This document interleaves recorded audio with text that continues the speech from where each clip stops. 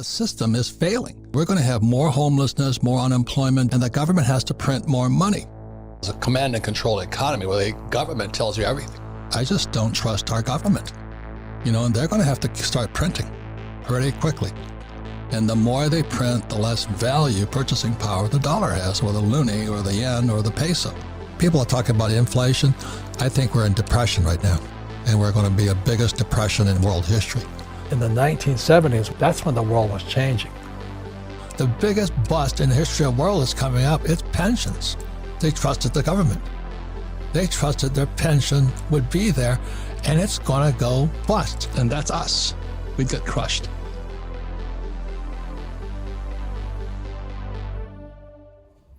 Welcome back, ladies and gentlemen. This is the Bearable Bull here. And I got this aggressively average content for you today, as baby markets have been shaken to their core over the past 24 hours. You better believe what happened at that Jackson Hole meeting by Fed Chair Raoul Pal was groundbreaking. Ladies and gentlemen, we're going to get into all of that. But first, I'd like to announce a very, very special reward to my OnlyFans community. For those of you that have been a part of my OnlyFans community, over the next 2 weeks, you'll be given free access to my Discord community. This is where I'm most active with my mentorship program clients and where I provide the most up-to-date, up-to-the-minute information. There's a community of 1,100 people in there. And everyone in there helps each other grow and answers each other's questions. The reason being is because we're going to be discussing a lot of important things about the Flare network, crypto updates, coins we're accumulating, Q&A sessions, and much more. The free link to my Discord community will be provided in the OnlyFans post I'm about to put up. And for those of you in there, please take advantage. That is an urgent call to action. Now, that being said, let's get into this Jackson Hole meeting very quickly. We have to understand that the US stock market reacted negatively to that meeting. And in my opinion, that's a great thing. The reason is, if Jerome Powell can make markets come down without actually having to raise interest rates, he's getting his job done. Deflating a bubble, if you will, without having to raise rates. I think that's important because September, the option will be given for whether or not they're going to raise interest rates again. And in my opinion, I think the Fed will be put in a difficult place. They'll think they need to. But the US economy, a lot of numbers are going to be coming out that aren't going to be looking so good. And I think after this hawkish Jackson Hole meetup, they're going to get dovish very quickly when they see how the state of the US economy is doing. That's besides the point though. What I do want to describe very quickly is the state of the crypto market. Bitcoin at 20K, ETH sub 1500, and XRP 33 cents. We understand that prices have gone down. But in my opinion, leading up to the ETH 2.0 merge, nothing has changed.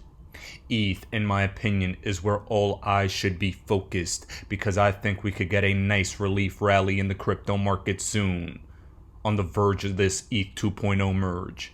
And down the road, not right now, but down the road, we'll need to switch this market from having Bitcoin be the king of the crypto space to ETH being the king of the crypto space.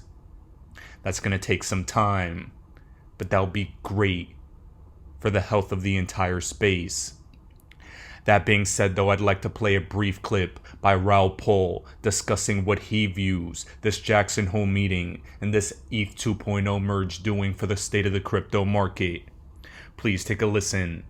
Hey everyone, I'm back over in beautiful little Cayman, ready to write Global Macro Investor. This week, We've got Jackson Hole. This is when a bunch of central bankers all to get together to talk about what they think the state of the world is and what they should be doing. We're looking for messaging here to see how high do they want to take rates, how much do they fear inflation, and that's going to set the trend of markets along with stuff like the ISM data that comes out in about a week's time. I'm expecting weak economic data, as I said before. We're starting to see it, and if that starts rolling over, I think the central banks are going to start getting a little bit nervous about how much they hike rates.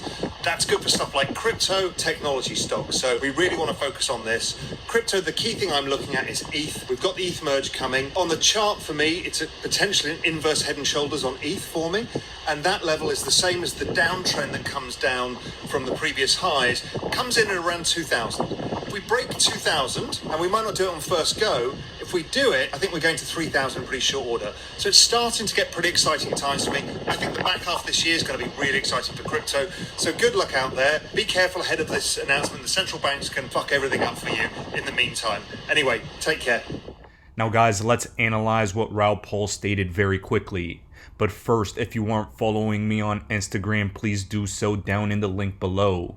The reason being is because a lot of important short form style content is posted on there. And if you're missing stuff like that, you're missing the big overall picture.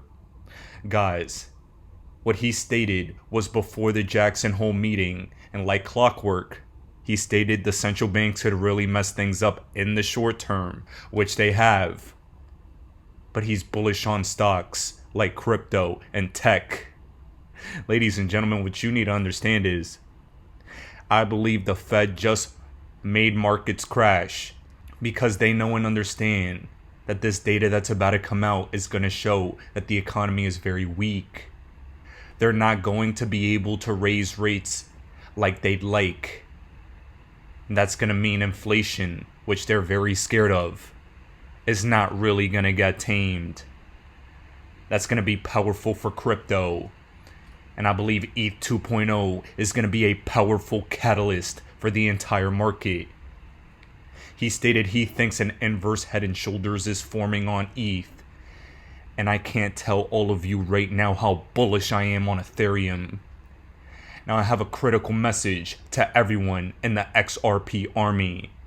This is going to change the way your investment future goes if you listen and pay attention. I believe that being a member of the XRP community over the last 3.5 years, I've earned the right to say this. And I've earned the right to have you all trust me when I say this. I think way too many of you are overly emotional when it comes to Ethereum, the Ethereum free pass, Vitalik and Joe Lubin, and too many XRP army leaders are promoting hate towards Ethereum when I believe that's nonsense. I'm frustrated at the ETH free pass and the conflicts of interest as well. But bringing your emotions into it is going to cause you to lose money and is going to cause you to not be objective as to what's going on. Ethereum was given a free pass and is allowed to reign free in the crypto market. And with this ETH 2.0 merge coming out, that's going to be massive for the entire health of the entire crypto space.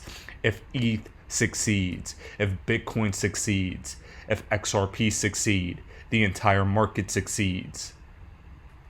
You have to understand that. I am cheering that this merge is successful. Coinbase stated they're going to be supporting the ETH merge.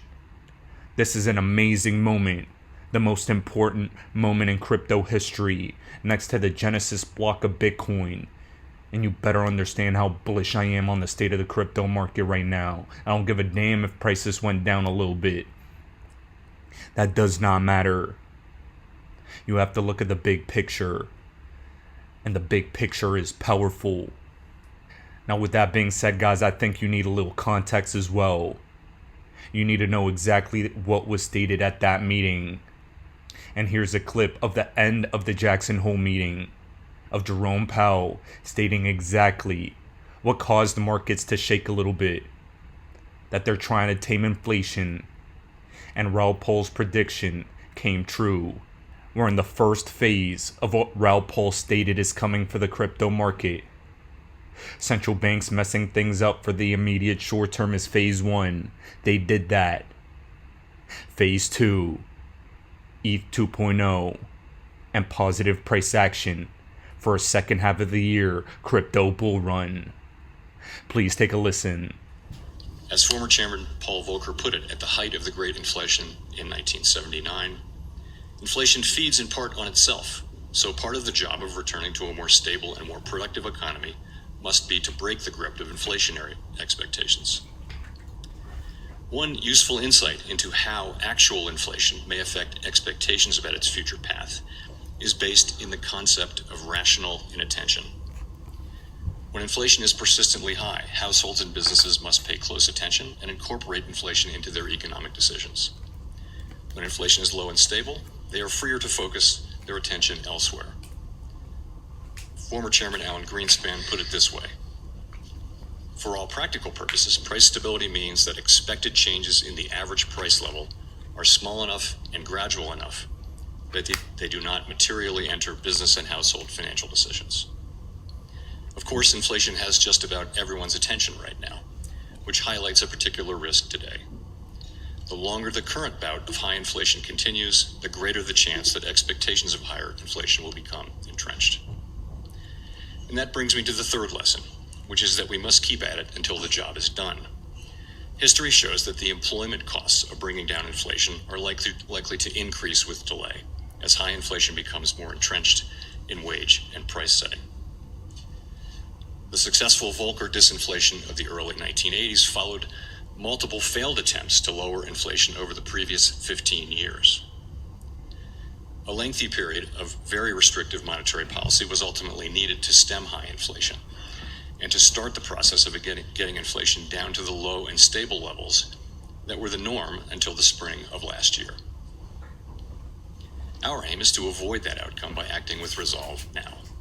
So, these lessons are guiding us as we use our tools to bring inflation down.